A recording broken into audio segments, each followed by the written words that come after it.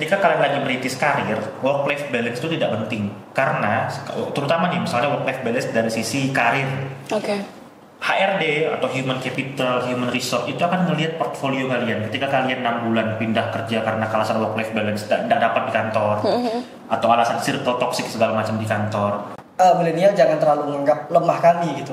Nah, jadi hal-hal yang kayak gitu. Betul. Jadi saya anggap Gen Z yang oke gitu, nggak cuma yang ngikutin tren. Karena saya ngelihat work life balance. Tapi kan untuk gaya parenting ini, apakah bisa dikatakan keliru atau seperti apa nih? Karena mengingat kekerasan pun sebenarnya tidak layak untuk dilakukan dong.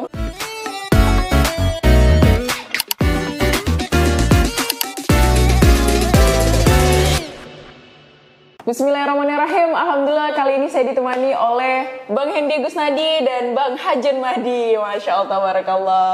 Kembali lagi sama mereka berdua. Jadi mungkin teman-teman yang udah pernah nonton podcastnya Qoro'a pasti udah pernah gak asing lagi nih sama wajah-wajah mereka berdua. Nah hari ini karena kita udah membahas nih background mereka sebelumnya dan lain sebagainya. Aduh Bang Hajan, hari ini semangat dong Bang Hajan hari ini. Aduh, jadi hari ini kita syuting di sore hari ya kan? Lagi puasa Bang? Enggak ya? Puasa Sabtu. Oh iya, ya barangkali bisa. Iya, bisa jadi aja lagi puasa kan. Nah, teman-teman, kali ini kita bakal membahas. Hari ini saya tuh suka banget Bang, karena bahasan kali ini kita bakal ngebahas tentang milenial dan juga Gen Z. Nah, ini kan menarik banget kan. Banyak isu-isu menarik yang akan kita bahas di sini tentunya. Cuman nggak tahu bahasan kita bakal sampai mana, tapi semoga nggak keluar dari batasnya ya. Yeah. Oke, pertama-tama karena kita sudah dikelilingi dengan hidup dengan teknologi ya kan. Nah, saya mau bahas tentang teknologi dulu deh yang pertama sebelum kita makin deep lagi nih. Nah, milenial itu kan bisa dibilang dia tumbuh bersama dengan perkembangan teknologi dari analog ke digital. Iya kan, gen milenial kan. Kemudian kalau misalnya Gen Z ini kan dia digital native ya, yang bisa dibilang sehari-hari sudah diisi dengan teknologi canggih, kemudian hari-harinya sudah diisi dengan sosial media, kemudian di mana milenial pun beradaptasi dengan hal itu ya kan. Nah, boleh minta sudut pandangnya nggak? Kira-kira gimana nih sudut pandang tentang teknologi? Dari sisi siapa dulu nih? Dari sisi saya pribadi ya. Kalau dari teknologi sebenarnya milenial dan Gen Z kalau menurut saya pribadi itu nggak jauh beda. Tapi kalau boomers sama Gen Z itu bakal jauh beda tuh. Orang tua kita sama saya misalnya, atau dari orang-orang lain yang boomers gitu. Seringkali kami yang Gen Z sering diinikan di statement kayak kalian nih hari-hari HP gitu, bangun tidur HP, makan HP, ini HP gitu. Padahal sebenarnya ya bangun tidur main HP wajar ya gitu loh. Karena kita dapat informasi di situ. Mana tahu kita ada hal yang penting ketika bangun tidur nggak buka HP kan nanti nggak tahu kan informasi apa yang penting yang kita dapatkan di hari itu. Entah itu ada chat dari kawan atau dari siapa. Kenapa orang tua kita marah kayak gitu dan dia nggak terbiasa ya karena hidupnya dari dulu nggak terbiasa dengan bangun tidur dengan HP. Kalau milenial sih mungkin udah terbiasa ya. Mungkin udah sama juga halnya gitu kan. Tapi nggak tahu dari teknologi yang lain. Tapi kalau dari aku pribadi yang sesimpel itu sih. Biasa tuh yang paling itu antara boomer sama yang Gen Z. Kalau milenial sama Gen Z kan dia hidupnya hampir kurang lebih ya. Apalagi yang Gen Z yang di 96 sampai 2000 gitu. Kecuali yang 2000 sampai 2005 itu mungkin agak jauh nih gitu. Gimana kira-kira Bang Ajon? Sebenarnya kalau seperti yang dibilang tadi terkait dengan boomers dan Gen Z gapnya terlalu jauh, milenial itu bisa jadi gateway bagi antara boomers dan Gen Z karena satu-satunya generasi yang pernah merasakan hidup secara analog dan hidup secara digital secara hampir bersamaan dengan improvement di diri mereka itu adalah gen milenial. Itu yang membuat kemudian yang sebenarnya lebih aware terhadap kehidupan perubahan dan lain sebagainya itu adalah gen milenial. Yang kita sekarang sebut milenial anak-anak tahun 80-an sampai tahun 2000 awal itu sampai 90-an awal akhirnya. Tapi ada gap juga antara gen milenial dengan gen Z itu karena gen milenial itu hidupnya secara baby boomers itu kan kenapa disebut baby boomers karena pasca perang dunia kedua, pasca perang dingin itu orang tua zaman dulu yang gen kolonial itu tuh lagi hype-nya dengan kehidupan bebas. Jadi mereka asik bikin anak, asik membuat sebuah keturunan. Akhirnya baby boomers, anak-anak baru lahir di tahun 50-an, 60-an itu ngebum. Banyak banget generasi tahun 1960-an, 1990-an. Akhirnya mereka disebut baby boomers karena tiba-tiba kelahiran itu menjadi tinggi sekali pasca perang. Itu baby boomers. Yang mana anak-anak baby boomers itu hidupnya di parenting secara kolonial, jadi keras banget, dipukul pakai sapu ijuk segala macam anak-anak baby boomers. Yang kemudian pola parenting anak ibu-ibu baby boomers, bapak-bapak baby boomers itu ikut kepada anak-anak gen milenial. Anak-anak tahun 80-an, 90-an awal itu hidup secara kolonial yang hasil dari warisan kolonial kepada baby boomers. Yang itu dirasakan kemudian sekarang secara kehidupan lewat teknologi segala macam, anak-anak milenial merasakan bahwa kok anak-anak baby boomers, anak-anak Gen Z itu hidupnya easy going banget ya, gitu. Yang tidak seperti mereka hidup waktu masih kecil tuh. Masih kecil mereka dipukul segala macam secara disiplin, tiba-tiba dihadapkan dengan anak-anak Gen Z yang hidupnya easy going karena memang dari kecil, dari baru lahir udah hidup dengan gadget dan teknologi gitu. Yang mana milenial hidupnya separuh analog, separuh teknologi. Gitu sih sebenarnya. Iya sih, kalau misalnya balik-balik lagi sama gimana cara parenting orang tua dari gen milenial dan Gen Z itu memang berbeda banget ya. Sekarang kan banyak ya, ibaratnya mungkin yang Gen Z lahir 2002, 2003, 2000, mungkin 2005 yang orang tuanya itu milenial. Orang tuanya milenial. Jadi udah enggak lagi yang itu ya. Itu yang kemudian melahirkan anak-anak Gen Z yang kata beberapa kritikus, beberapa ahli, mereka disebut dengan generasi yang gampang diinjak, generasi strawberry yang sikit-sikit mental health, sikit-sikit kemudian mereka toksik. Wah ini circle toksik nih, aku pindah gitu. Sedikit-sedikit kena mental health nih, istirahat dulu. Kemudian kena work life balance gitu. Jadi itu yang membuat mereka kemudian kena dengan penyakit-penyakit sedang tanda kutip seperti itu. Ya. Tapi sebenarnya apa setuju kalau misalkan ada dengan work life balance tadi, dengan mental health tadi mereka. Dari sisi milenial sebenarnya, dari sisi generasi saya sebenarnya adalah oke, kita work life balance, tapi work life balance itu akan terjadi ketika hidup kita itu sudah mapan. Ketika kalian lagi merintis karir, work life balance itu tidak penting karena terutama nih misalnya work life balance dari sisi karir. HRD atau human capital, human resource itu akan melihat portfolio kalian. Ketika kalian 6 bulan pindah kerja karena alasan work life balance tidak dapat di kantor atau alasan circle toxic segala macam di kantor, kalian itu akan dianggap loncat sehingga value dari diri kita itu dianggap sebagai value yang sangat rendah karena tiap 6 bulan ganti kantor, tiap 1 tahun ganti kantor. Ini kenapa dia yang bermasalah dan HR itu punya jaringan.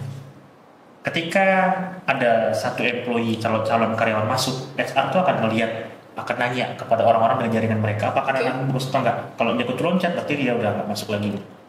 Padahal jenjang karir itu akan stuck di umur 35. Ketika kita tetap pada berpendirian harus work life balance ketika hidup belum mapan, atau ketika kita nyari circle yang benar-benar sesuai dengan passion kita dan kita nggak ketemu terus menerus, terus stuck di umur 35, apa yang terjadi? Ya kita nggak akan bisa berkembang. Kita akan stuck di kelas menengah yang nggak naik kelas menengah atas dan nggak akan turun ke kelas menengah bawah.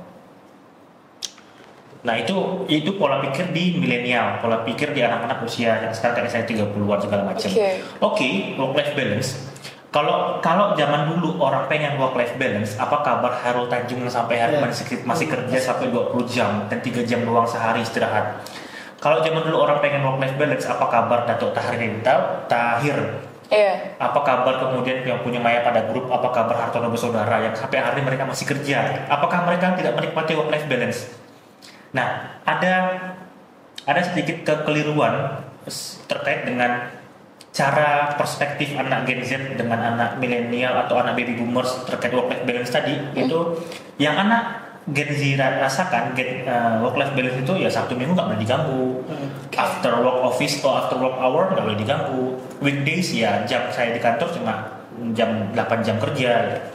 Yang sebenarnya itu benar tapi sedikit keliru karena karir kita itu akan meningkat, akan bagus ketika kita merasakan responsibilitas terhadap tanggung jawab terhadap semua yang diamanahkan kepada kita, walaupun di luar jam kerja.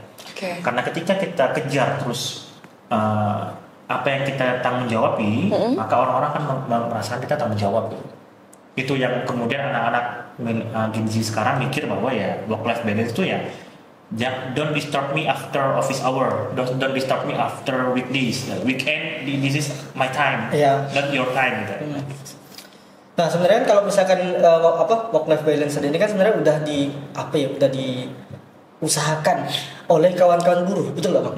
8 jam kerja, 8 jam istirahat, 8 jam mereka punya kehidupan personal kan, betul lah. Jadi total 4 jam. Jadi kalau menurut saya sih memang nggak salah kalau misalkan mereka menuntut itu. Tapi balik lagi mereka punya objektif apa di hidupnya mereka. Kalau yang saya lihat Bang, jujur yang saya lihat pribadi itu mereka yang menuntut itu mereka memang nggak mau untuk jadi naik level gitu. Mereka ya cuma mau kerja. Mereka cuma mau kerja. Ya saya punya banyak kawan-kawan yang memang kalau di mindset kita mungkin aku bakal kerja, aku bakal naik karir, aku bakal jadi seperti ini gitu kan. Sultan Tapi mereka itu memang ya udah mereka cuma mau kerja, disuruh mereka kerjain, nggak disuruh mereka udah gitu loh. Dan aku cuma maunya kerja dari jam 8 sampai jam 4 sore Nah, itu yang buat problem karena sebenarnya dalam semua pekerjaan rumah, pekerjaan hari-hari yang repetitif maupun yang sifatnya objektivitas yang harus bagus, anak-anak Gen Z kebanyakan ya nggak semua orang juga, ada beberapa orang yang juga punya perspektif seperti ya harus punya target segala macam, tapi kebanyakan sekarang mereka menilai bahwa ya aku bisa jadi digital nomad kok. Kerjaannya ya, kalau kita beranggapan sebagai digital nomad misalnya, work life balance nih, bebas mau kerja jam berapapun, istirahat jam berapapun itu kan, bagi mereka work life balance. Apa kabar nanti ketika kita waktu masuk pensiun sebagai digital nomad, ketika kita sudah tidak lagi produktif sebagai seorang digital nomad. Digital nomad itu anak-anak sekarang yang plus freelance, remote working segala macam. Itu kan kalau dalam perspektif mereka work life balance-nya 8 jam kerja, 8 jam istirahat, 8 jam me time segala macam. Itu nggak tercapai karena 8 jam itu entah tengah malam, entah pagi, entah segala macam. Itu mereka nggak hitung. Berarti balik lagi kan tujuan hidup masing-masing. Tujuan hidup masing-masing, tapi kebanyakan karena balik lagi nih sebenarnya ada kesalahan milenial di situ. Apa yang membuat anak-anak Gen Z itu menjadi strawberry sekarang? Yang gampang kena toksik, gampang kena mental health-nya, gampang kemudian pengen work life balance itu karena milenial membuat konten yang sebenarnya dikonsumsi untuk milenial, yang akhirnya Gen Z juga mengkonsumsi yang belum waktunya. Kayak misalnya banyak sekali konten di TikTok anak-anak milenial bikin konten tentang work life balance, yang padahal di work life balance itu si milenial ini sudah umur 30-an udah punya RDPU. Mungkin anak-anak Gen Z kan tahu RDPU apa. Dia udah punya reksadana pasar uang yang outcome-nya 6% per tahun dengan masukin reksadana 10 miliar. Yang udah tenang hidupnya, yang tiap bulan ya udah pasti punya passive income. Yang dikonsumsi oleh anak Gen Z yang umurnya baru 20-an awal, yang aset belum punya, belum punya aset, yang masih kerjanya freelance, masih kerjanya remote working, yang belum punya portfolio bagus. Aku harus work life balance nih, ya itu salah. Itu yang membuat kemudian mereka mental health-nya gampang gampang kena circle toxic dan gampang kemudian kena dengan work life balance syndrome. Jadi mereka misalkan jam kerja sehari harus mau nongkrong di warung kopi, harus menikmati hidup, nggak usah nabung segala macam, nggak usah beli rumah segala macam, hidup tetap jalan kok. Nah, untuk yang kasus mental health itu karena ya kebanyakan anak-anak sekarang jadi orang tua di gen milenial itu mereka belajar tentang parenting yang baru, parenting yang kayak gentle parenting, kemudian parenting yang kena ke anak-anak Gen Z sebagai anak mereka. Otomatis anak-anak yang kena parenting model baru nih, yang kemudian dikelola sama anak-anak milenial, itu membuat anak-anak Gen Z yang baru-baru ini itu mereka semangatnya lemah, daya juangnya rendah.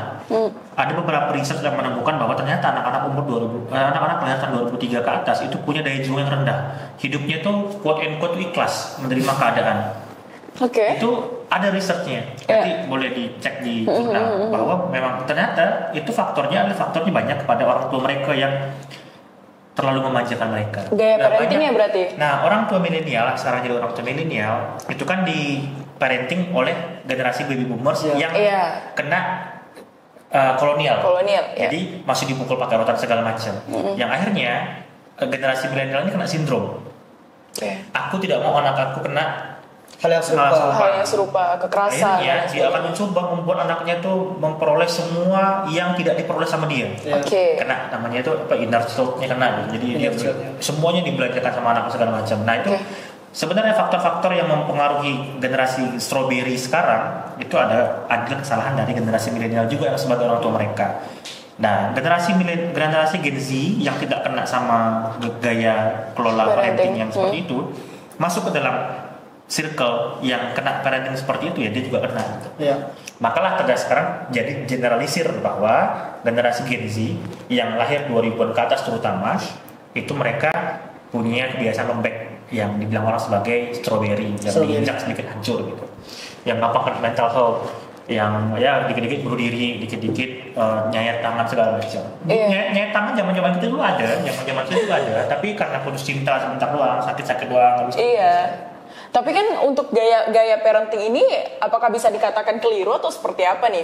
Karena mengingat kekerasan pun sebenarnya tidak layak untuk dilakukan dong. Enggak keliru. Sebenarnya kekerasan dengan cara disiplin yang enggak keras-keras banget gitu, disiplin itu boleh-boleh saja dilakukan untuk mendisiplinkan anak. Yeah. Sehingga anaknya sekarang banyak sekali anak-anak zaman sekarang tahun 2000-an ke atas itu abai terhadap orang tua mereka misalnya. Yang mereka hidup dengan diri mereka sendiri gitu. Karena kalau menurut saya pribadi, efek dari parenting dari orang tua mereka yang memang mencoba parenting lain.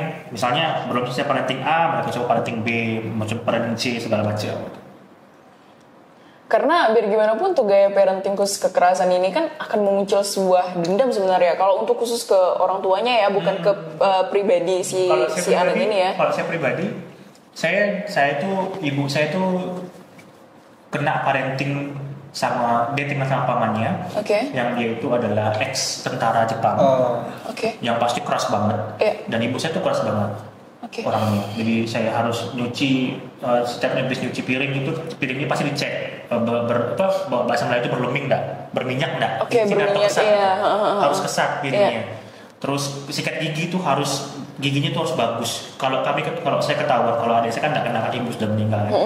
Kalau giginya ada ketahuan bolong sedikit atau giginya bau segala macam atau kuning ada kayak plak-plak gitu dilihat waktu masih kecil, dipukul dulu suruh sikat gigi. Tapi itu kemudian tidak membuat kita dendam sama orang tua. Karena ya balik lagi kita punya perspektif bahwa orang tua disiplin ini, keras ini supaya anaknya nanti disiplin juga bagus karena memang orang tua dapat pendidikan seperti itu. Gitu sih. Gimana lagi kan setelah dewasa tuh kita makin berpikir, oh kenapa orang tua kita kayak gini, ya karena kayak gini gitu. Sama juga sebenarnya yang aku rasakan, tapi cuma enggak terlalu ekstrim lah kayak tadi. Karena makin kesini saya sebagai orang tua kan sekarang udah punya anak nih. Nah, jadi sekarang udah sadar dan paham kenapa orang tua kayak gini. Nah, juga sedih sih ngeliat parenting kawan-kawan saya yang sebaya ibaratnya yang tadi terlalu memudahkan atau terlalu bikin nyaman si anak gitu. Anak tantrum pun langsung diturutin gitu. Padahal kan kalau orang tua dulu kita tantrum pengen apa, udahlah kena sikat kena apa kan kayak gitu kan. Sebenarnya dia kontra atau pro nih. Iya, jadi karena sebenarnya saya pribadi memang lahir di era Gen Z jatuhnya. Iya. Nah, tapi hidup dan berperilaku ya ditempahnya sama kawan-kawan milenial. Jadi terbawa-bawa lah, terikut-ikut lah gitu. Wah, sepertinya saya sedikit ini nih clear memilih talent kayaknya. Tapi saya pernah diskusi sama kawan-kawan adik-adik yang Gen Z ya. Lahirnya itu 2004 bang. Jadi dia punya perspektif sendiri kayak aku capek gitu selalu dibilang Gen Z itu adalah orang-orang yang lemah, anak-anak yang kayak gini gitu loh. Dan dia punya asumsi itu dan punya asumsi yang kuat lah, alasan yang kuat kenapa milenial jangan terlalu menganggap lemah kami gitu. Nah, jadi hal-hal yang kayak gitu. Betul. Jadi saya anggap Gen Z yang oke gitu, nggak cuma yang ngikutin tren, karena saya ngelihat work life balance dan mental health lain itu hanya sebagai tren. Iya, tren karena konten sih sebenarnya. Konten. Harus Indonesia terutama itu kan punya 17.000 pulau. Oke lah, anak-anak yang mental health-nya bagus segala macam itu ada di Pulau Jawa kebanyakan. Nah, anak-anak di Pulau Kalimantan, di Pulau Sulawesi, Pulau Sumatera yang kena konten itu juga, yang belum siap sebenarnya dengan konten itu ikut-ikutan. Akhirnya mereka punya mereka punya definisi dan perspektif berbeda terhadap work life balance dan mental health tadi. Iya. Oke. Yang mana itu sebenarnya keliru. Perspektif mereka dan perspektif anak-anak muda di Jawa itu keliru. Yang hasilnya ya mereka bisa jadi nggak jadi apa-apa gitu, karena ya mereka ini sebenarnya juga harus ada tugas pemerintah juga untuk meningkatkan supaya literasi anak-anak di pulau-pulau di luar Pulau Jawa atau di luar pulau-pulau utama Indonesia, Jawa, Surabaya, Jawa, Bali dan segala macam, untuk meningkatkan literasi mereka terhadap bagaimana mental health, work life balance itu seperti apa, definisi yang benar segala macam, supaya tidak lagi terjadi mispersepsi dengan sebuah kalimat gitu. Karena capek kita yang ada di Pulau Kalimantan, capek kita yang di Pulau Sulawesi memberikan pemahaman kepada mereka yang terlanjur salah pemahamannya, supaya balik lagi ke pemahaman yang benar gitu. Pemahaman yang sesuai dengan apa yang kita pahami gitu. Karena ya balik lagi sebenarnya anak Gen Z dengan cara hidupnya sekarang ya sesuai dengan cara hidup zamannya masing-masing kan. Anak milenial juga sama hidup dengan zamannya. Ya kekhawatiran anak milenial sekarang itu tidak lebih dari kekhawatiran orang-orang baby boomers terhadap anak milenial sebenarnya sama. Oh, anak-anak zaman tahun 90-an ini beda dengan anak kami tahun 70-an yang hidupnya kayak gini sama aja. Ini berulang. Bakal gitu terus. Ini berulang terus karena memang ya hidup dengan generasi yang berbeda. Generasi kami hidup pakai kaset pita, pakai kemudian videonya pakai recorder segala macam. Dengan anak-anak hidup zaman sekarang kan beda-beda tuh. Harus informasinya zaman dulu kami harus mau nonton RCTI atau TVRI itu harus zaman kami tuh TVRI itu bayar pakai pajak, dan satu kampung itu cuma ada satu rumah kepala desa yang punya TV. Jadi ketika kami mau nonton itu kami harus tunggu jalan kaki segala macam, ada fase menunggu. Kalau orang zaman sekarang pengen nonton tinggal buka HP, tonton TikTok segala macam. Jadi berbeda, cara hidupnya berbeda. Itu ya sebagai itu aja antara milenial sama Gen Z. Kalau untuk sisi kehidupan ya karena berulang setiap generasi. Tapi kalau misalnya terkait dengan mental health, toxic circle, kemudian work life balance itu memang benar-benar harus mereka pelajari benar-benar sih. Karena memang takutnya nanti sekarang umur 20 oke lah. Kalau mereka mau work life balance, mereka ngambil remote working, ngambil freelance segala macam, mereka produktif sekarang. Apakah orang usia 40 ketika semua aset mereka belum siap, mereka sudah tidak produktif lagi? Ya secara tenaga kan udah pasti beda. Iya, tenaga udah pasti beda. Tenaga pemikiran pasti beda sih. Umur 20-an yang menggantikan mereka. Iya, betul. Sebenarnya balik lagi ini sih konteks sih. Kita tuh nggak paham sama konteks kayak yang tadi Bang Hajan bilang kan bahwa di Jawa itu seperti apa. Yang kita tahu industri di Jakarta misalkan. Yang kerja tuh udah kayak apa ibaratnya 24 jam hidup kotanya. Kayak kita nggak bisa samaratakan konteks itu dengan apa yang ada di Pontianak. Betul. Yang industri itu belum siap. Belum kota industri. Iya. Jadi sebenarnya kalau misalkan kita ngomongin soal mental di Jakarta sama hidup di Pontianak masih sangat-sangat wajar ketika dimarahkan sedikit. Sebenarnya itu hal yang profesional dan wajar sebenarnya kalau di sini. Nah, jadi kita tuh nggak paham konteks. Apa yang kita cerna ditonton di konten-konten tersebut tuh nggak kita pahami dulu konteks kita di sini representatif gak kalau misalkan kita aplikasikan di sini. Jadi langsung main hantam setara gitu. Nah, setara dengan apa yang terjadi di sana. Berarti bisa dibilang kesimpulannya adalah ini bukan hanya sekedar gaya parenting aja, namun teknologi juga sangat mempengaruhi ini. Mempengaruhi dari pola pikir terutama untuk Gen Z tersendiri ya kan, sehingga terpengaruhi dengan yang namanya work life balance dan lain sebagainya. Bisa dibilang lebih ngikutin tren-tren yang sebenarnya jangan sampai salah perspektif aja sih tentunya di sini. Wah dapat banget sih. Ini kan kalau kita ngomongin teknologi pasti nggak jauh-jauh nih sama sosial media ya kan, nyambung situ. Nah, sosial media ini kan gimana nih pendapat dari Bang Ajon selaku tim milenial dan juga Bang Hendy selaku tim Gen Z memandang fenomena influencer saat ini di media sosial? Sebenarnya sosial media itu sama kayak zaman dulu tuh orang-orang ngobrol di warung kopi, sama kayak orang zaman dulu tuh ngobrol di tepi sungai segala macam. Tapi dulu ya harus informasinya cuma sebatas mereka doang. Kecil. Harus informasi sekarang tuh luas, bahkan sampai kita bisa melihat konten dari China, konten dari Amerika, konten dari Inggris segala macam kan. Ya kita balik lagi sih ke pendidikan sebenarnya. Pendidikan kita juga masih agak jauh lah daripada Malaysia, Singapura sebagainya. apalagi tingkat literasi kita nomor bontot kan, nomor 63 dari 65 negara kan. Tiga terbawah. Kan menurut PISA. Nah menurut saya sosial media baik-baik saja selama kita menyikapinya juga dengan baik-baik saja. Kita bisa memilah konten, apalagi sekarang proses sensor terhadap konten-konten sosial media itu kan masih minim. Negara kita masih belum punya aturan dan kebijakan terkait dengan sensor terhadap konten-konten yang ada di sosial media. Yang mana sekarang konten sosial media ya tidak bisa difilter. Yang filter memang diri sendiri. Sekarang kalau dari saya pribadi sih memang kita harus memfilter si konten-konten yang masuk ke kita, dan cocok ke kita seperti apa. Tapi balik lagi, karena berapa persen saya ada masih banyak sekali, ada sekitar 60% kalau nggak salah anak muda Indonesia itu yang tidak mengenyam pendidikan tinggi. Itu membuat mereka tidak mudah sekali untuk mengambil sebuah keputusan terkait dengan konten-konten yang mereka konsumsi. Padahal jumlah gadget di Indonesia itu lebih banyak daripada jumlah orangnya. Itu membuat kemudian kita punya PR, pemerintah punya PR untuk bagaimana caranya bisa meredam konten-konten yang tidak sesuai dengan pribadi anak-anak Indonesia. Apalagi pemerintah punya program Indonesia Emas 2045. Apa jadinya kalau misalnya anak-anak muda Indonesia sekarang konsumsi kontennya yang tidak tidak punya edukasi yang bagus, ketika 2045 ya kita cuma sebagai negara dengan jumlah angkatan produktifnya terbanyak di dunia, tapi nggak produktif ya? Iya, setuju.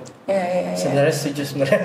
Ya, tapi di sini saya lebih pengen dalam lagi yaitu influencernya nih, ya kan? Kalau influencer nih dalam influence orang-orang. Dalam influencer orang-orang. Kalau kita lihat kan influencer kan udah banyak ya Bang ya dari segala macam. Bahkan untuk hal-hal yang menurut saya kurang oke banget itu influencernya ada gitu loh. Nah, kalau dari Bang ini memandang influencer di media sosial itu saat ini seperti apa?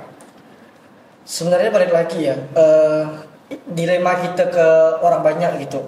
Kadang kan influencer sekarang tuh yang penting konten kan, yang peduli sama yang peduli sama orang banyak tuh nggak banyak gitu. Ya, beberapa aja. Beberapa influencer yang penting dia dapat duit, dia dapat keuntungan, dia dapat profit dari sebuah konten yang diciptakan, sehingga lupa sama kaidah-kaidah yang sebenarnya itu nggak baik gitu untuk orang banyak gitu. Banyak sekali kan konten-konten yang sekarang apalagi salahnya tadi berkaitan sama literasi kita yang rendah. Masalahnya masyarakat kita itu suka sama hal-hal yang jelek dan sangat-sangat tidak punya kaidah, tidak mengedukasi. Jadi ya influencer karena ngelihat itu marketnya banyak dan besar nih gitu ya, mereka makin iya-iyain gitu loh, makin dijadikan ya. Apalagi kemarin kayak banyak sekali kan kasus jatuhnya udah penistaan agama karena hanya dengan dia punya target untuk viral atau FYP di TikTok. Yang mana tuh? Yang mana tuh? Lah berapa kemarin yang parah kemarin itu yang ngolok soal ngaji. Kayaknya Korora pernah angkat lah itu di konten di Instagram. Kok dari Bang Ajun untuk influencer itu sendiri gimana? Iya, influencer tuh nggak akan bikin konten kayak gitu kalau konsumennya nggak suka. Iya, marketnya ada kan, marketnya ada dan besar. Besar banget. Nah, balik lagi sih, kalau saya tuh lebih suka ngeliat ke hulunya dulu tuh. Kenapa influencer yang tidak berfaedah, influencer yang pelangi-pelangi sekarang banyak sekali di lokal kita segala macam, karena mereka dipakai. Iya. Bayangkan kalau kita stop mereka dari dipakai, algoritma sosial media pun stop untuk ngasih rekomendasi panggung mereka, nggak ada yang konsumsi. Nggak mungkin ada itu yang mereka bikin konten sampah-sampah itu nggak ada. Karena viewersnya banyak disukain orang ya. Ada orangnya, mungkin kayak Mutia, mungkin kalau pas mau tidur mungkin scroll dulu konten kayak gitu kan bisa jadi kan. Mutia salah satu konsumennya misalnya. Kan misalnya. Oh iya. Karena kontennya banyak, konsumennya banyak sekali. Bayangkan mayoritas orang Indonesia itu pendidikannya itu menengah ke bawah. Artinya ya banyak yang lulus SMA doang, banyak yang lulus SMP, yang lulus perguruan tinggi itu dikit banget. Itu membuat sebenarnya memang pendidikan tidak membuat kita jadi pintar, tapi pendidikan itu membuat kita lebih bijaksana. Nah, kita tidak bijaksana, banyak sekali orang tidak bijaksana dalam menyikapi sebuah konten-konten yang sifatnya sebenarnya satir pun dianggap mereka serius gitu. Iya, banyak sekali. Makanya tidak bisa tuh konten Instagram masuk ke konten Facebook. nggak bisa. Iya, setiap platform Karena tuh beda kayak punya audiens beda-beda. kan. Iya, beda-beda. Padahal audiens. di Instagram jadinya satir, komen-komennya lucu, masuk ke Facebook Jadi serius. jadi serius. Iya, iya, iya. Apalagi yang Iya, konsumsi iya. bapak-bapak. Iya, betul banget. Karena banyak kan gen milenial kan ini ya, pakainya kayak Twitter sama si Facebook ya. Iya kan? Oke, tadi menarik banget sih yang Bang Ajan udah singgung soal pendidikan dan lain sebagainya macam nih. Ini kan baru-baru ini kita juga dihebohkan sama pernyataan yang dimana kan kuliah itu dianggap kebutuhan tersier ya. Nah, sedangkan pendidikan ini kan penting banget dan Pendidikan tinggi. ya pendidikan tinggi kuliah. Pendidikan tuh primer, tapi yang jadi tersier tuh menurut Iya, iya. Terima kasih banyak atas itunya. Betul banget. Iya, betul banget. Kat kan. Iya, ini kan pendidikan primer itu kan dibilang yang dari 12 tahun itu ya, 12 tahun wajib sekolah dan lain sebagainya macam. Nah, kemudian untuk pendidikan kuliah ini kan dianggap kebutuhan yang tersier, kebutuhan yang paling terakhir bahkan bisa disampai seperti itu. Nah, gimana nih pendapat dari keduanya? Setuju sebenarnya kalau saya. Nah, kalau saya pribadi malah setuju sekali. Karena Setuju. sampai sekarang saya belum mengenyam pendidikan. Kalau saya setuju dengan pendidikan tinggi adalah sebuah kebutuhan tersier. Why? Belum selesai. Oke. Tapi pemerintah harusnya punya andil kebijakan terkait dengan anak-anak yang sebenarnya pengen kuliah, yang ini kebutuhan tersier. Semua orang sebenarnya pengen kuliah juga. Iya. Karena sebenarnya juga pemerintah punya skema. Ada dua skema. Skema kuliah untuk pendidikan tinggi dan skema pembelajaran secara vokasi. Nah, ada dua. Oke. Pendidikan tinggi itu mereka disebut sebagai akademisi, jadi strata 1, strata 2 dan sebagainya. Vokasi itu mereka SMK yang memang lulus sekolah, mereka langsung bisa dipakai sebagai tenaga produktif. Oke. Yang anak SMK pengen kuliah, mereka kuliah di politeknik. Dia jadi ahli. Mereka kuliah vokasi. Lulusnya juga sains terapan misalnya. Mereka yang pengen kuliah dari jalur vokasi maupun jalur akademisi, ataupun mereka yang pengen SMK, walaupun SMK masuk skema 12 tahun wajib. Walaupun tidak wajib nih pendidikan tinggi nih, setidaknya pemerintah harus punya kebijakan terkait batas maksimal uang kuliah tunggal. Batas maksimal seberapa mampu sih anak-anak bayar kuliah ini. Seberapa mereka harus research daya beli masyarakat Indonesia ini untuk pendidikan seberapa besar. Supaya nggak ada lagi cerita anak-anak yang memang pengen kuliah, mereka nggak punya biaya, mereka nggak masuk dalam kapasitas KIP misalnya, Kartu Indonesia Pintar, nggak masuk dalam beasiswa bidik misi. Mereka tetap bisa kuliah gitu.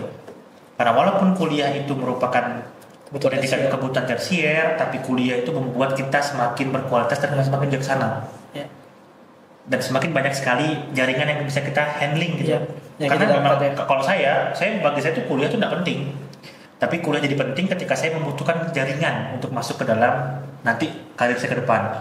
Saya ketemu sama orang-orang calon manajer, calon pengusaha, calon kepala dinas, calon gubernur, calon wali kota, yang mungkin dia 5 tahun lagi, 10 tahun lagi jadi gubernur, jadi wali kota segala macam. Nggak ada yang tahu tuh zaman kuliah di UGM tahun 80-an Pak Jokowi jadi presiden. Nggak ada yang tahu kan? Tapi teman-temannya pun nggak ada yang tahu. Tapi ketika sekarang Pak Jokowi jadi presiden, teman-temannya juga dapat menikmatinya gitu loh. Mereka punya jaringan ke presiden gitu. Karena satu angkatan di angkatan itu. Gak ada yang tahu bahwa Pak Miji jadi gubernur ketika Pak Miji sekolah. Yang tahu nggak ada yang tahu memang. Tapi sekarang ketika dia udah besar, ya Pak Miji juga secara manusiawi, saya juga secara manusiawi akan memberikan tanggung jawab atau pekerjaan kepada orang-orang yang memang kita tahu kapasitasnya dan tahu dari lama, tahu dari puluhan tahun lalu, tahu dari tahun lalu gitu. Dibanding dengan orang-orang baru gitu. Jadi kuliah yang memang buat kita bijaksana dan buat kita punya jaringan yang lebih besar. Jaringan bijaksana dan jaringan yang lebih besar ya. Dan seharusnya memang pemerintah punya skema untuk bagaimana caranya biaya pendidikan tinggi di Indonesia bisa lebih murah. Bisa murah seperti di Malaysia, bisa murah seperti di Singapura buat residen mereka. Di Malaysia tuh murah banget. Di Malaysia tuh SMA cuma 2 tahun. Sekolah SMA cuma 2 tahun. Tahun ketiga tuh namanya matrikulasi, ada singkatan di mereka. Tapi tahun ketiga nih mempersiapkan mereka untuk kuliah. Dan mempersiapkan untuk kuliah. Dan kuliah murah ini bukan cuma buat anak pintar, tapi buat semua anak Malaysia bisa menikmati pendidikan tinggi. Murah dan mudah tentunya. Nah, namun kan untuk kuliah ini kan nggak semua ya, cuman ada beberapa yang merasa bahwa kuliah ini hanya untuk mempersiapkan ke depannya gitu. Maksudnya seperti ini, kuliah untuk saya cari kerja yang lebih layak dan lain sebagainya. Nah, namun kebanyakan ada beberapa itu yang dari kuliah ya mereka kebanyakan nganggur. Bukan nganggur sebagai ibu rumah tangga atau lain sebagainya macam, namun dia benar kesulitan nih dalam mencari kerja padahal dia sudah memiliki kita tuh tidak punya skema. Alhamdulillah ya kalau saya lihat di kurikulum sekarang, kurikulum Merdeka itu punya skema itu. Zaman dulu kita tuh tidak punya skema. Anak ini cocoknya kuliah jurusan apa? Akhirnya banyak terjadi angkatan kuliah yang salah jurusan. Mereka nggak tahu kan. Yang mana mereka itu fenomena banget sih. Saya lulusnya mau jadi apa? Sehingga angkatan ngamburnya banyak. Nah, kurikulum yang baru, yang saya setuju dengan kurikulum yang baru itu menumbuhkan minat bakat anak. Jadi guru maupun dirinya tahu bahwa dia nanti akan kuliah jurusan ini atau dia akan minatnya ke kategori ini gitu. Sehingga mudah-mudahan tidak ada lagi yang namanya salah jurusan atau jurusan yang dipaksakan. Dan zaman dulu pun dari zaman dulu sampai zaman sekarang itu kayak ngejar bidik misi, ngejar beasiswa bidik misi. Itu selain saya mencari mana yang sesuai dengan passion saya jurusan, mencari juga mana jurusan yang sepi orang biar kuliahnya bisa gratis. Bayangkan ketika saya memilih jurusan kuliah berdasarkan tempat yang sepi dan itu bukan passion saya dan yang penting kuliah, salah jurusan walaupun dia bidik misi. Wah, itu berarti salah satu fenomena yang sering terjadi juga ya, biar bisa lolos bidik misi ya. Harusnya pemerintah punya skema untuk menurunkan biaya UKT tinggi sehingga pendidikan tinggi bisa dirasakan oleh semua kalangan, baik kalangan bawah, kalangan menengah, kalangan atas. Saya sebenarnya setuju dengan UKT berdasarkan pendapatan orang tua. Tapi ketika parameter yang digunakan itu tidak sesuai, saya menolaknya. Harusnya pemerintah membuat parameter yang benar-benar bagus untuk uang kuliah tunggal itu bisa dirasakan oleh anak-anak yang muda. Karena di kantor ini misalnya kan kita di kantor ini kan di Koroa di Utama, kita sering menerima mahasiswa magang. Kan saya sering lihat background sekolah mereka segala macam. Bahkan banyak sekali anak-anak yang UKT-nya kategori 1, kategori 2 yang UKT-nya murah, itu diisi sama orang kaya. Yang UKT-nya kategorinya tinggi, yang harga kuliahnya 3 juta, 4 juta, 5 juta satu semester, diisi sama anak yang tidak mampu. Terus KIP misalnya program Indonesia Pintar, kartu Indonesia Pintar, yang harusnya diisi oleh anak-anak yang tidak mampu. Tapi ternyata kesini magang kesini diantar pakai mobil. Ditanya itu sama bapaknya, pakai HP-nya, HP yang harganya 10 juta ke atas. Harusnya parameter itu tuh pemerintah punya gitu, tapi ya kayaknya nggak serius untuk menggarap anak ini harus kuliah walaupun dia bayarnya ya seadanya gitu, dengan UKT rendah. Nggak ada lagi cerita kayak kemarin ada berita anak yang lulus fakultas kedokteran masuk satu universitas negeri, dia terpaksa mundur karena dilihat UKT-nya terlalu mahal gitu. Padahal udah keterima Siapa tahu tuh dia calon menteri research ke depan, research ke depannya dia calon penemu virus baru, calon penemu antivirus baru itu kan nggak ada yang tahu. Akhirnya mimpinya peluang itu tidak jadi diambil karena UKT mahal. Gimana kalau menurut? Balik lagi ya kayak yang tadi disampaikan sama Bang Ajun, bahkan sekarang pun jangankan perguruan tinggi, kayak SD, SMP, SMA itu bagi saya untuk anak saya itu juga nggak penting ya untuk sekolah negeri ibaratnya ya. Untuk sekolah negeri, karena mengapa sekolah jadi penting untuk anak saya misalkan? Karena itu tadi untuk relasi. Yang penting dia bersosialisasi ke kawannya, dia punya teman. Terus dia nggak tahu nanti kedepannya si anaknya itu bakal jadi apa nanti kawan-kawannya itu. Bakal jadi pengusaha sukses kah? Bakal jadi apakah? Bayangkan kalau misalkan kita nggak sekolah, kita nggak punya tuh yang namanya kawan-kawan alumni. Saya sangat-sangat terbantu sekali dengan ibaratnya sekolah di sekolah-sekolah favorit. SMA favorit kan itu tuh. Misalkan Bang Hajon sekolahnya di swasta yang notabene sekolah relasinya pasti jelek dan dikit. Untuk jadi orang berhasil. Sebaliknya dengan saya misalkan sekolah favorit di Pontianak, berarti di kota ini banyak sekali orang-orang yang berhasil dari sekolah situ kan. Itu jadi peluang buat saya. Oh itu kawan saya di sekolah gitu. Oh itu kakak kelas saya di sekolah. Karena tidak semua orang bisa pintar, tapi semua orang tuh bisa merasakan dapetin jaringan yang bagus ketika mereka berani. Hendy kan SMP-nya favorit di Pontianak, SMA-nya favorit di Pontianak kan sama dengan Damai kan? Iya.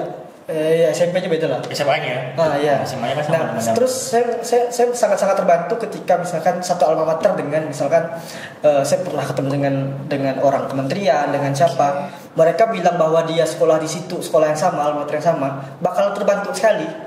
Mereka tuh punya mindset kayak, oh kau alma mater yang sama, berarti kau udah pasti ibaratnya terjamin gitu loh.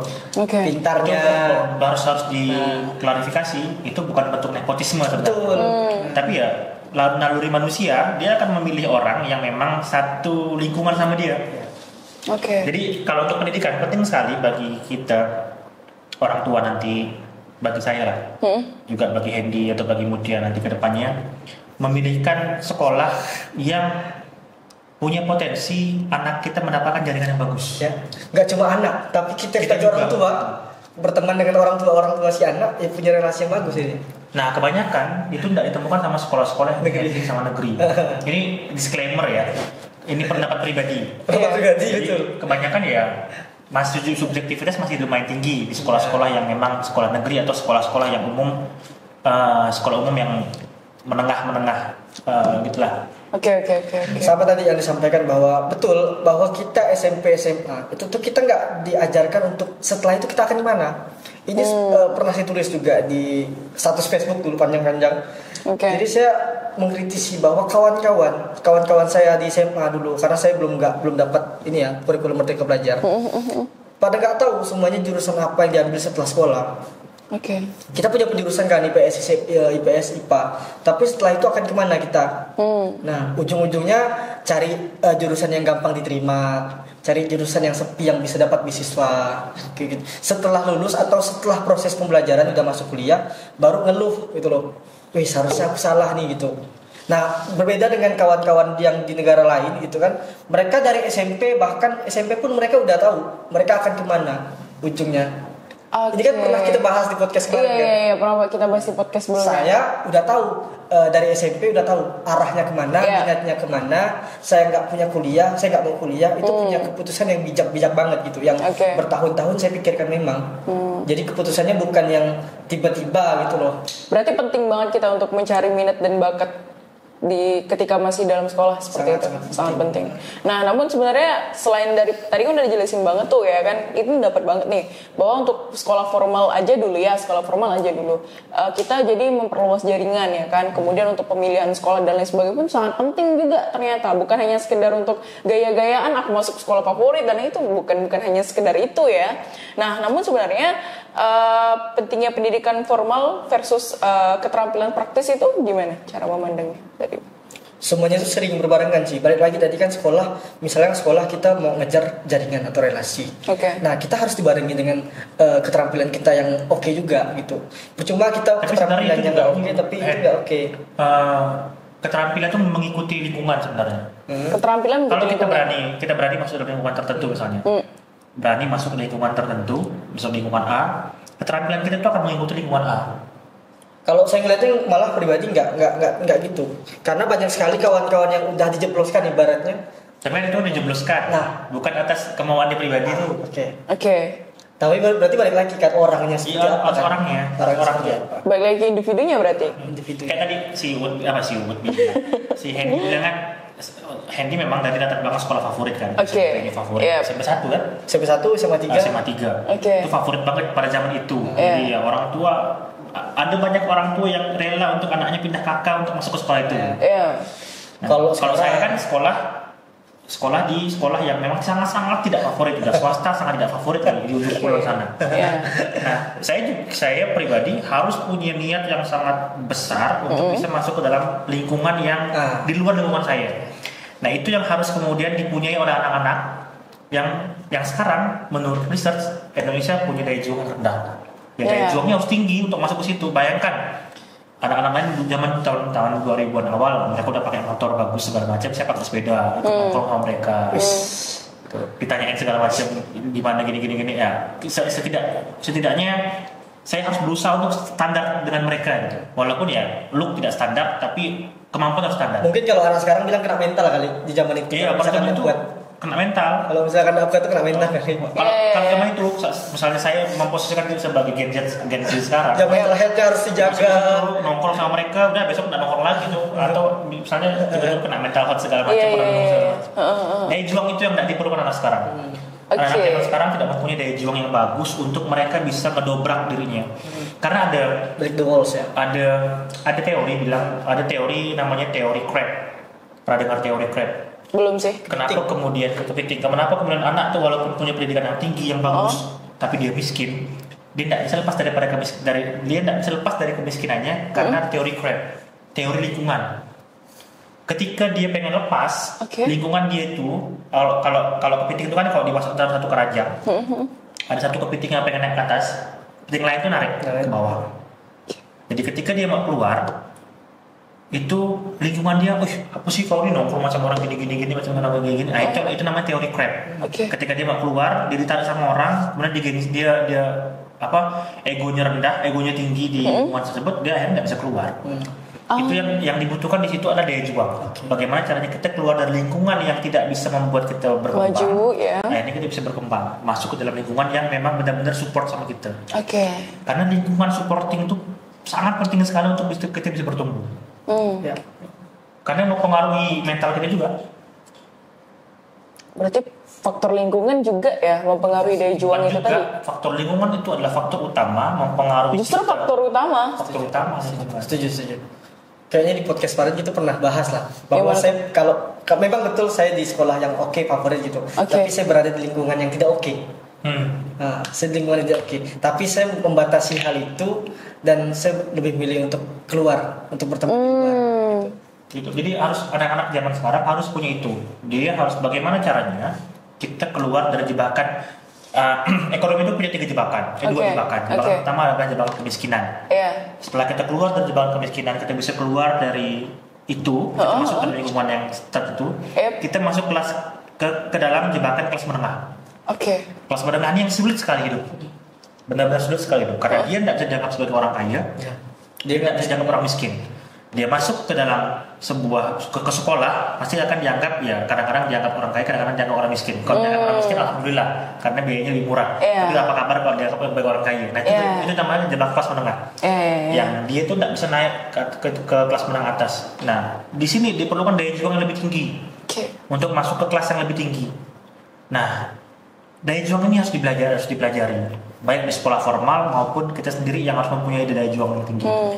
Kalau balik lagi ke zaman Rasulullah misalnya, kita di podcast Quran kan, kita singgung-singgung masalah Quran juga. Di zaman Rasulullah, kalau Rasulullah itu tidak punya daya juang yang tinggi, Rasulullah akan menyerah.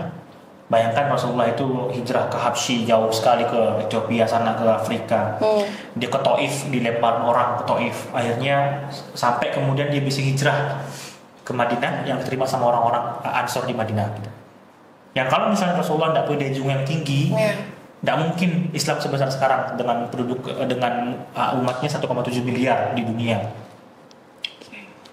Kita harus belajar ke sana, terutama buat anak-anak Muslim harus pelajari bagaimana daya juang Rasulullah itu tinggi banget untuk keluar dari ekosistemnya dia di Mekah yang waktu itu tidak mendukung dia. Dia keluar ke Habsyi, balik lagi keluar ke Taif, ditolak, akhirnya ke Madinah. Di Madinah titik balik. Karena kalau kita punya daya juang yang tinggi, ke A ditolak, ke B ditolak, ke C ditolak, ke D ditolak, insya Allah di F tidak ditolak, insya Allah di G tidak ditolak. Rasulullah ditolak di Habsyi, diterima awal-awalnya walaupun kembali lagi, di Taif ditolak, akhirnya di Madinah diterima, di Madinah titik balik kan, akhirnya kita bisa conquer, kita bisa Fatu Mekah namanya, kita bisa mengembalikan Mekah, mengislamkan semua orang di Mekah, terus kita bisa ke Syam, kita bisa ke Palestina, kita bisa ke mana-mana. Bayangkan kalau Rasulullah ketika dia mau hijrah ke Taif, udah stop. Waktu sembunyi sama Abu Bakar, sama Umar segala macam, sembunyi setelah balik dari Taif dikejar-kejar sama kafir Quraisy. Dia stop, menyerah, Allah aku menyerah. Apa kabar kalau dia menyerah? Nggak akan jadi seperti sekarang sih. Berarti daya juangnya itu tadi ya, berarti benar-benar faktor lingkungan mempengaruhi banget, itu faktor utama dalam bahkan cara sudut pandang berpikir Islam kita. Islam pernah mengajarkan bahwa manusiawi kok kalau kalian punya daya juang kalian tuh kadang-kadang tuh turun. Naik turun. Quran pernah menjelaskan Nabi Yunus pernah daya juangnya menghilang ketika dia terus berdakwah tapi tidak ada yang mau terima dakwahnya dia, akhirnya dia desperate, dia menyerah, dia masuk ke dalam mulut ikan paus kan, dihukum ya quote and quote lah, dihukum sama Allah masuk itu ikan paus, di dalam itulah dia merenung, yang akhirnya dia bisa recovery kembali juang mereka. Ya ketika kita itu bisa kita ambil manfaatnya. Ketika kita punya daya juang itu udah tinggi, kemudian kita ditolak terus menerus, oke, tidak apa-apa kok menyerah sementara waktu, istirahat dulu. Istirahat dulu, tapi jangan hilang daya juangnya. Istirahat dulu, recovery kita punya daya juang sampai balik lagi 200%. Abis itu dobrak, keluar dari zona itu tadi. Keluar dari zona itu lagi, ayo kita punya daya juang lagi. Karena ya itu Allah suka sama orang yang ikhtiar ini tidak habis-habis. Jadi sebenarnya mungkin masalah Gen Z dan milenial sangat kompleks sebenarnya. Nggak bisa kita bilang bahwa dari DNA-nya udah mentalnya kayak gitu. Nggak bisa, betul. Balik lagi ke milenial, mungkin kalau misalkan dia lingkungannya jelek, daya juangnya rendah, bisa jadi dia jadi generasi yang strawberry tadi. Iya. Karena tidak semuanya kok anak Gen Z yang strawberry. Ya, betul banget. Tidak semuanya. Ada orang-orang yang Gen Z punya daya juang yang tinggi banget. Tapi ya karena sekarang arus informasinya terlalu cepat, yang terekspos tidak bisa difilter kan itu. Ya thread di Twitter ya bahasnya thread di Twitter minim bahas yang Gen Z yang punya daya juang tinggi. Karena tidak ada konsumsi. Yang konsumsi ya thread yang bahas tentang Gen Z yang tiba-tiba karena hari ini dia dimarahin sama HRD besok langsung resign gitu. Atau hari ini tidak sesuai kerjanya besok menghilang gitu kan, itu yang orang suka gitu kan. Akhirnya ya terpatil sama diri kita. Oh semuanya Gen Z ini strawberry nih gitu. Padahal nggak semua, walaupun ya mungkin mayoritas mereka strawberry. Tapi nggak semua. Oke. Ini kompleks banget sih pemasarannya. Tapi saya tetap masih mau bahas tentang sedikit pendidikan ya, terutama untuk pendidikan pembelajaran Quran nih, karena kita kebetulan di Qora kan. Nah, untuk gen milenial ini kan untuk dia dalam belajar ya, ini kita ambil secara universalnya aja, tapi tetap akan membahas ke belajar Qurannya. Nah, kalau milenial itu kan dia katanya belajarnya jauh lebih tertarik dengan konvensional, ya kan, dibanding sama digital gitu. Jadi pendekatan pendidikannya secara konvensional, terutama untuk belajar Qurannya. Kemudian kalau untuk Gen Z ini kan dia terbuka sama pendidikan online gitu, pendidikan secara digital gitu. Entah belajar Quran secara digital dia nerima banget. Nah tapi gimana nih pandangannya untuk belajar Quran itu sendiri? Oh saya dulu ya. Ya karena harus informasi lebih cepat banget sekarang, tiap bulan bisa berubah segala macam. Kita tuh seharusnya maklum dengan perubahan zaman dan harusnya maklum juga dengan pola pembelajaran yang sekarang sifatnya bisa online dan bisa self learning. Ya karena itu bagian dari salah satu metode supaya mempercepat akselerasi kita untuk belajar, terutama belajar Quran misalnya. Itu yang mungkin dihadirkan sama Qora kan, bisa self learning, bisa ya kalau kita malu satu ayat sama Ustadz kita bisa belajar di Qora dulu gitu, tapi tidak menghilangkan proses secara konvensionalnya. Terus bagi saya memang gitu. Bagi saya adalah pembelajaran yang secara online sekarang ataupun self learning itu bagian dari inovasi baru proses pembelajaran. Yang itu tidak bisa kita abaikan. Dan itu akan terus bertumbuh, terus berevolusi menjadi proses-proses pembelajaran yang baru. Ya, setuju. Sama berarti. Malah saya udah meninggalkan pembelajaran yang konvensional. Udah jarang sekali untuk belajar ketemu guru langsung, itu sangat-sangat jarang. Kecuali ada beberapa hal yang memang saya sangat tertarik sama pola hidupnya atau cara dia baru. Tapi kalau misalkan untuk belajar hal-hal baru lebih enak dan lebih nyaman dengan cara-cara yang baru. Baiklah, berarti memang untuk pembelajaran Quran ini tentunya kita jangan sampai untuk mengabaikan bahwa ada sesuatu hal yang baru, inovasi baru, metode baru, dan pembelajaran Quran sebenarnya sah-sah aja dong gitu kan. Yang penting kan selagi bisa membantu kita untuk memperbaiki bacaan Quran, membantu kita untuk bisa baca Quran. Karena kan kalau balik-balik lagi sama Indonesia kan bahkan hampir 65% ya Bang ya bisa dibilang tuh buta aksara Quran tuh benar-benar nggak bisa baca Quran sama sekali. Wah, menarik banget. 60% ya? Belum 65%. Belum berkurang ya? Belum berkurang. 65%. Iya.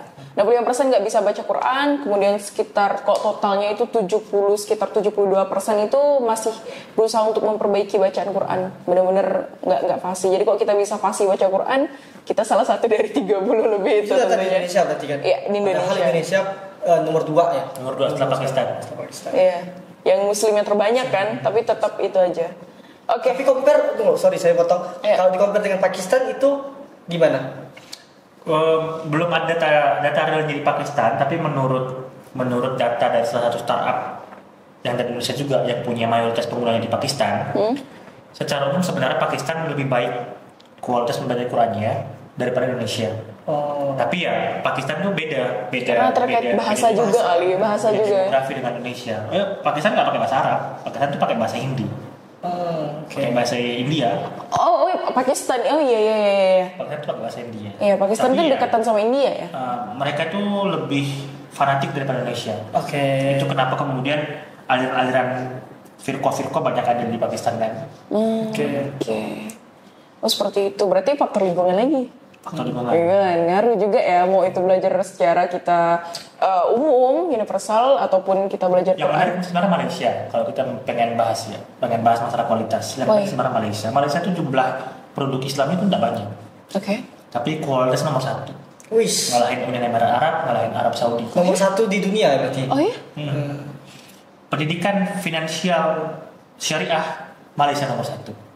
Oh. Literasi finansial syariah Malaysia nomor 1. Pasar halal dunia Malaysia nomor 1. Pasar syariah terbesar Malaysia nomor 1. Orang Islamnya ya mayoritas tapi tidak sebanyak Indonesia dan Dan dia juga lingkungan yang kecil kan. Dan bisa kalau dibilang. misalnya memang dibilang sedikit Muslimnya, apa kabar Arab Saudi, apa kabar Uni Emirat Arab yang negara besar? Ya. Tapi Bahkan dari bawah. iya.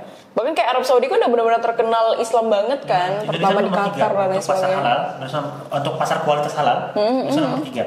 Nomor 2 Setelah Uni Emirat Arab. Oh. Jadi Malaysia, Uni Emirat Arab, Indonesia. Malaysia tuh nomor 1 ya. Saya kira Arab Saudi loh nomor 1. Udah. Malaysia keren. Padahal di Malaysia banyak sekali Chinese-nya. Iya, betul banget. India. Malaysia tuh tidak terlalu heterogen Iya. seperti Indonesia. Iya. Masyarakatnya cuma 3 suku bangsa yang besar, ya, Tamil, India, Melayu dan Chinese. Iya. Tapi pemerintah mereka bisa menekan supaya pasar halal itu baik di Malaysia gitu. Wah, keren banget. Dan itu saya baru tahu sih. Dan daya beli, daya juang Malaysia lebih tinggi daripada Indonesia. Kalau untuk platform digital, orang Malaysia itu Lebih aware. mau pakai mau bayar. Orang Indonesia mau pakai tak mau bayar. Itu kenapa Netflix pun agak gagal di Indonesia. Ya. Netflix ya di sensor gitu. Iya. Jadi banyak platform-platform yang berbasis subscribing di Indonesia itu gagal. Jadi Indonesia ya balik lagi karena literasi rendah, Indonesia itu cuma sebagai market kuantitas. Bukan Kuantitas. Jadi kalau bukan mau kejar kualitas. banyak user, kejar Indonesia. Tapi kalau Iya. nyari duit, nyari uang, kejar Malaysia, kejar market-market. Iya. Iya. Balik lagi karena pendidikan.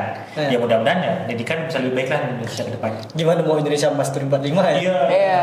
Saya di 2045 udah umur 53 tahun Iya. kan. Iya. Ya, itu kan saya kan berarti generasi saya kan yang memang fokus di ngambil kebijakan atau berada di pemerintahan. Iya. Saya ke main jam duit. Ya tahun 45 itu semoga lah. Aduh. Oke. Tapi kalau untuk dari si Bang Ajun dan Bang Hendy nih, siapa sih yang menginspirasi? Kira-kira dari tokoh Muslim, siapa sih yang kira-kira menginspirasi selama untuk kehidupan? Kalau saya itu ada 2 tokoh muslim yang menginspirasi saya. Iya. Yang pertama ada Zubair bin Awam, yang kedua ada Abdurrahman bin Auf. Wah, kayaknya berarti. Abdurrahman bin Auf. Dua ini mencocokkan cara ikhtiar dengan cara yang berbeda.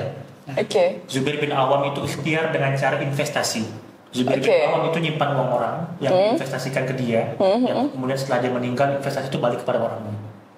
Zubair bin Awam. Oke. Itu membuktikan bahwa Islam itu aware dengan investasi. Iya. Ada sahabat Rasulullah namanya Zubair bin Awam yang kemudian dia mainkan pola investasi. Iya. Ada yang bekerja dengan cara berdagang, namanya Abdurrahman bin Auf. Abdurrahman bin Auf sedikit wakafnya, tidak banyak. Iya. Tapi Yang wakaf banyak tuh Abu Bakar, Iya, Utsman, betul, wakafnya Utsman. banyak. Abdurrahman bin Auf sedikit, tapi dia berdagang, uangnya dipakai buat sedekah, dipakai buat kemaslahatan. Tapi uang dia sendiri, uang dia sendiri. Kalau Zubair bin Awam, uang orang, Iya. investasi yang dititipkan. Iya. Abdurrahman bin Auf pakai uang yang dia dapatkan sendiri dari berdagang. dari berdagang. Nah, itu yang menginspirasi saya dua orang ini. Kalau dari sisi Islam. Iya. karena dia tuh sebenarnya memiliki hal yang berbeda ya dari Zubair bin Awam. Kalau boleh satu lagi, saya punya juga inspirasi namanya dari khalifah di zaman Abbasiyah, namanya Harun ar-Rasyid. Oh ya. Di zaman Harun ar-Rasyid itu pendidikan itu sangat penting. Harun ar-Rasyid bikin yang namanya Baitul Hikmah, Baitul al-Hikmah di Baghdad, yang kemudian hancur kena hantam Mongol. Iya. Di Baitul al-Hikmah itu bahkan perpustakaan terlengkap ya. Perpustakaan terlengkap di dunia ya. Yang pada masa itu namanya Dark Age di Eropa. Eropa itu masa kegelapan, tapi itu bagian dari masa keemasan Islam. Pada masa itu Harun ar-Rasyid memberikan emas dengan berat yang sama dengan buku yang diterjemahkan. Soalnya saya punya kitab dari Sanskrit dari India, saya terjemahkan dalam bahasa Arab. Kitab itu beratnya 1 kilo, maka saya berhak mendapatkan 1 kilo emas. Besar itu loh. Dan pada zaman itu pun Al-Azhar berdiri megah. Al-Azhar itu salah satu bagian dari kampus-kampus pertama di dunia selain Oxford. Zaman sekarang ya kita pengen mengembalikan itu, bahwa Islam aware dengan pendidikan. Islam aware kok dengan buku-buku dari Barat. Selama itu mendukung program dakwahnya Islam. Islam itu mantap kok dalam berdagang. Ada contohnya. Islam tuh aware dengan investasi. Jadi ayo kita cari rezeki lewat investasi, cari rezeki dalam berdagang, dan meningkatkan pendidikan dengan cara Harun ar-Rasyid. Walaupun ya banyak juga pointing di mana minus-minusnya pada zaman Abbasiyah. Tapi kita harus ngambil yang bagusnya gitu. Untuk cuman penerjemah aja bisa dapat 1 kilo yang diterjemah lah ibaratnya 1 kilo. Di era itu. Tapi sebenarnya yang saya tangkap di sini gimana dia menghargai pendidikan itu sih Bang. Kalau saya tangkap. Tapi kadang guru aja gaji masih kecil ya honor. Oke, kalau dari Bang Hendy? Kalau saya tetap kemarin yang udah Salman Al-Farisi tetap ya. Kalau ngomongin tadi daya juang yang tinggi, itu salah satu tokoh yang punya daya juang yang tinggi kan, karena sama kayak Rasulullah dalam berdakwah, beliau tapi mencari hidayah. Pergi merantau, pergi hijrah kemana untuk nyari hidayah untuk dirinya sendiri, sampai akhirnya memantapkan jadi Islam gitu. Sama satu Abdurrahman bin Auf. Oke, mengingat waktu ini luar biasa banget. Semoga sharing-sharing kita kali ini luar biasa banget. Tapi kalau kita obrolin soal isu antara milenial dan Gen Z, sebenarnya lebih daripada ini sebenarnya Bang. Di kepala saya itu masih ada beberapa hal, tapi karena mengingat waktu juga, kita sudah diingati sama tim kreatif. Jadi ini lebih ke closing statement aja. Mungkin pesan sih untuk teman-teman, entah itu Gen milenial atau Gen Z, dari Bang Ajon lalu kemudian Bang Hendy. Silakan. Silakan. Yang tua dulu. Sebenarnya yang bisa merubah kita tuh karena kita sendiri.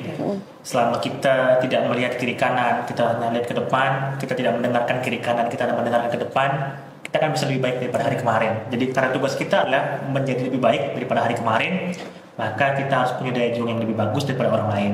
Kalau perlu mengeluarkan double effort yang lebih banyak daripada effort yang orang-orang keluarkan. Masya Allah, daya juang. Oke, silakan. Kalau saya pribadi, ini pesan-pesan buat kawan-kawan memang nggak apa-apa kalau misalkan kita konsumsi beberapa konten-konten yang ada di sosial media, tapi ingat sama lokalitas kita, ingat sama konteks kita, ingat sama lokalitas atau konteks yang ada di lingkungan kita gitu. Siapa kita, cocok nggak itu diaplikasikan di sekitar lingkungan kita, atau cocok nggak diaplikasikan ke diri kita kayak gitu. Jadi harus kenal dulu sama diri kita. Belum tentu apa yang cocok di orang lain cocok juga di kita. Nah, jadi harus lihat konteksnya lagi. Gitu. Nah, kalau tadi dari Bang Ajon itu adalah daya juang, kemudian kita harus effort yang lebih juga itu nggak masalah ya kan Bang kan. Kemudian kalau dari Bang Hendy itu adalah lebih mengenal diri sendiri. Nah, tentunya semoga teman-teman sudah ajan, semoga teman-teman yang menonton podcast ini mampu memberikan inspirasi dan juga motivasi buat teman-teman. Sebelumnya terima kasih banyak jazakumullah khairan Bang Ajon dan Bang Hendy. Semoga podcast ini menginspirasi. Apabila ada salah kata dan salah tingkah laku selama berjalan podcast ini, kami mohon maaf. Jazakumullah khairan semuanya. Assalamualaikum warahmatullahi wabarakatuh. Waalaikumsalam warahmatullahi wabarakatuh.